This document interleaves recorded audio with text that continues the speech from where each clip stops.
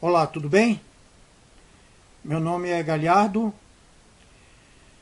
Eu vou ler um capítulo aqui bem relevante para que a gente possa dar continuidade ao que almejamos fazer. Então, vamos lá. Então, aqui diz o seguinte: Jesus é apresentado no templo. Esse é o assunto que vem tratando aqui. Aí, todo primogênito filho será separado e dedicado ao Senhor. Eles foram lá também para oferecer em sacrifício 2 rolinhas ou 2 pombinhos, como a lei do Senhor manda. Em Jerusalém morava um homem chamado Simeão. Ele era bom e piedoso e esperava a salvação do povo de Israel. O Espírito do Senhor estava com ele. O Espírito lhe tinha prometido que antes de morrer ele iria ver o Messias enviado pelo Senhor. Guiado pelo Espírito, Simeão foi ao templo quando os pais levaram o menino Jesus ao templo para fazer o que a lei manda. Simeão pegou o menino no colo e louvou a Deus. Ele disse: Agora, Senhor, cumpriste a promessa, já posso deixar este teu servo para que a paz, pois eu já vi com os meus próprios olhos a tua salvação, que preparaste na presença de todos os povos, uma luz para mostrar o teu caminho e a todos os que não são judeus e para dar glória ao teu povo de Israel. O pai e a mãe do menino ficaram admirados com o que Simeão disse a respeito dele. Simeão abençoou e disse a Maria, a mãe de Jesus: Esse menino foi escolhido por Deus, tanto para a destruição como para a salvação de muita gente em Israel. Ele vai ser um sinal de Deus. Muitas pessoas falarão contra ele, e assim os pensamentos secretos delas serão conhecidos, e a tristeza como uma espada afiada cortará o seu coração. Seu coração, Maria. Havia ali também uma profetisa chamada Ana, que era viúva e muito idosa. Ela era filha de Fanuel, da tribo de Assé. 7 anos depois que ela havia casado, seu marido morreu. Agora ela estava com 84 anos de idade, né? Nunca saía do pátio do templo e adorava a Deus dia e noite, jejuando e fazendo orações. Naquele momento ela chegou e começou a louvar a Deus e a falar a respeito do menino para todos, ao que esperavam a libertação de Jerusalém. Quando terminaram de fazer tudo que a lei do Senhor manda, José e Maria voltaram para Galileia, para a casa dele na cidade de Nazaré. O menino crescia e ficava forte, tinha muita sabedoria e era abençoado por Deus. Todos os anos, os pais de Jesus iam a Jerusalém para a festa da Páscoa.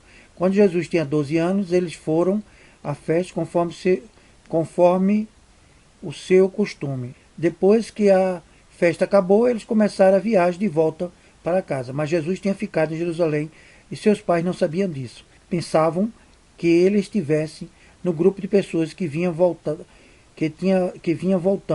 e por isso viajaram o dia todo. Então começaram a procurá-lo entre os parentes e amigos. Como não encontraram, voltaram a Jerusalém para procurá-lo. 3 dias depois encontraram o menino num dos pátios do templo, sentado no meio dos mestres da lei, ouvindo-os e fazendo pergunta a eles. Todos os que ouviam estavam muito admirados com sua inteligência e com as respostas com que dava. Quando os pais viram o menino, também ficaram admirados. E aí sua mãe lhe disse: Meu filho, por que foi que você fez isso conosco? O seu pai e eu estamos muito aflitos, procurando você. Jesus respondeu: Por que vocês estão me procurando? Não sabiam que eu devia estar na casa de meu pai? Mas eles não entenderam o que ele disse. Então Jesus voltou com os seus pais para Nazaré, continuava a ser obediente a eles. E sua mãe guardava tudo isso no coração. Conforme crescia Jesus, ia crescendo também em sabedoria, e tanto Deus como as pessoas guardavam a cada vez mais dele, gostavam cada vez mais dele. Bom, amigos, o assunto agora é muito relevante. Vamos falar agora e eu coloquei um título bem sugestivo, chamado Leve-os a Deus. Estamos diante de um dilema, pois muitos acreditam e creem que os filhos devam ser do jeito que quiser, ou seja, como todos nós temos defeitos, e eles também têm, nós devemos assim aceitá-los. Olha, amigos, eu também tenho filhos. Acho que tenho todas as qualidades de pai, que muitos têm por aí. Caso não acredite, pergunte a eles. Porém, sinto a necessidade de dizer que, embora reconheça que existem problemas difíceis de serem enfrentados, resolvidos, não posso deixar de relatar que um tempo atrás, uns anos atrás, em torno de 8 anos, eu vivia pelos cantos chorando, resmungando, porque me via longe dos meus filhos. Até que um dia, um irmão da igreja chegou e fez a seguinte pergunta para mim: você não crê em Deus? Não sabe que Ele pode resolver qualquer tipo de problema? Daí em diante, eu mudei totalmente a minha forma de ver as coisas. Amigos, nós precisamos deixar muitas coisas na mão de Deus, porque somente Ele pode resolver algum dos nossos problemas, das nossas angústias e aflições. Não basta somente querer fazer as coisas do nosso jeito. Nós temos que acreditar, crer literalmente que Deus pode nos ajudar. Nós conhecemos bem, existe um verso na Bíblia que diz assim: entra no teu quarto e fechada a porta, orarás a teu pai. E teu pai que está em secreto te recompensará. Ora, nós sabemos que o que Jesus disse, que tudo que pedimos em nome dele, crendo, receberemos. Então, por que a nossa angústia, nossas aflições, nosso querer fazer do nosso jeito? Certo dia aí atrás, eu conheci um jovem, ele estava cheio de problemas. Ele está ainda. Eu acredito que ele deve ter alguns problemas psicológicos. Não sei o que é que se passa na vida dele. Tentei carinhosamente procurar saber, mas infelizmente ele não está disposto a relatar. E o que eu fiz? Eu vim para casa pensando nesse jovem, continuo pensando ainda nele, e orei, entreguei os problemas deles diante de Deus, para que pudesse ser resolvido.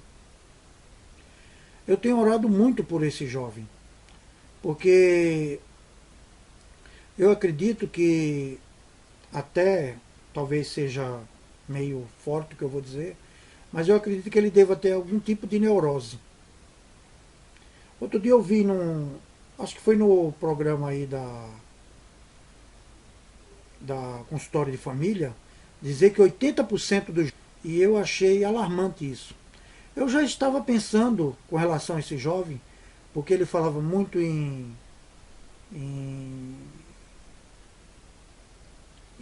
morrer e tudo mais. Achei que alguma coisa estava afetando. Perguntei para ele do que se tratava. E aí, de tanto minha insistência, ele chegou a dizer que era por causa de falta de emprego. E mais porque não tinha uma namorada. Nós acreditamos, amigos, que Deus pode tudo.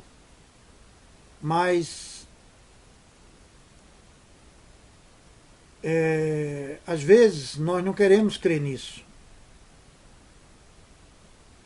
Nós achamos que ele é uma mera ficção, uma fantasia, ele está lá no céu, nós aqui na terra. Portanto, ele não pode fazer nada para nos ajudar.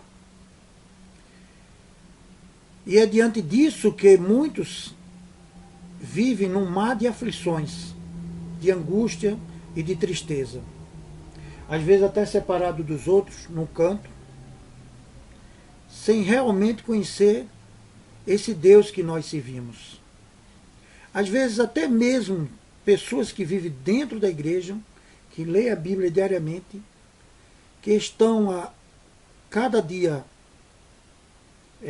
podemos dizer assim, entre aspas, em comunhão entre os irmãos, não possuem fé suficiente para poder alavancar sua vida no sentido de crer em Deus.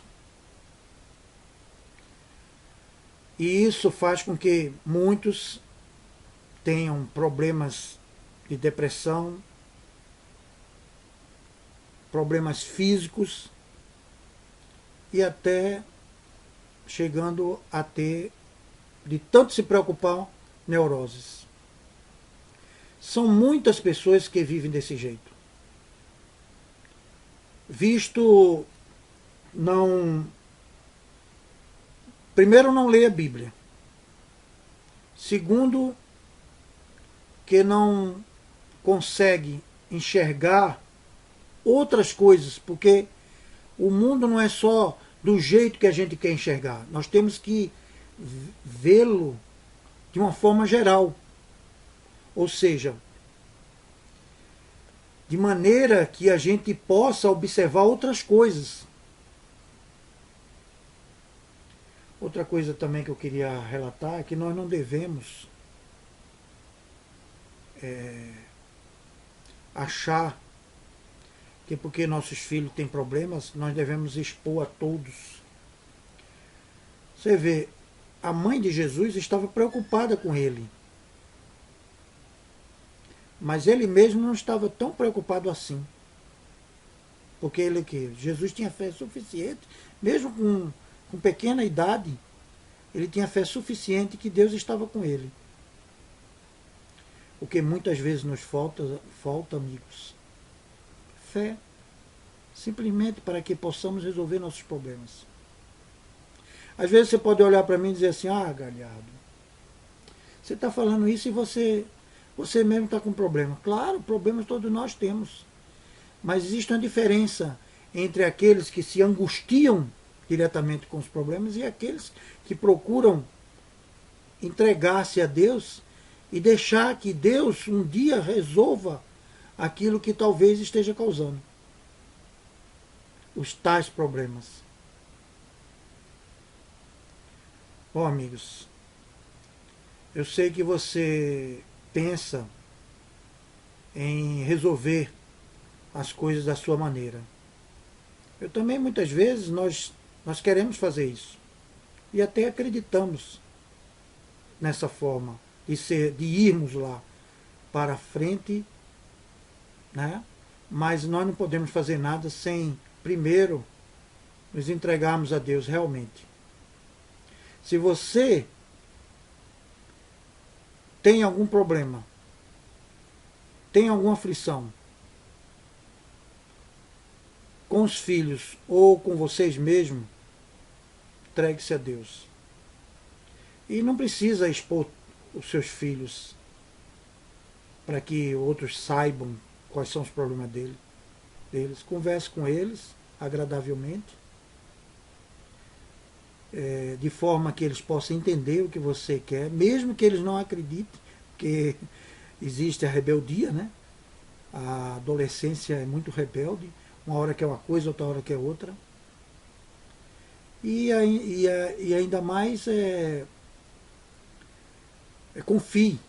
A confiança é muito importante em Deus. Se você quer ou almeja alcançar alguma coisa, ou quer sentir mais algum outro tipo de... quer ouvir outro tipo de assunto que possa ajudá-lo, se quiser, inscreva-se aí no canal, que nós estaremos aqui para, se pudermos, tentar resolver esses seus problemas. Não só com argumentos, mas quem sabe até estender um pouco a mão para vocês. Fique com Deus, até mais. Tchau.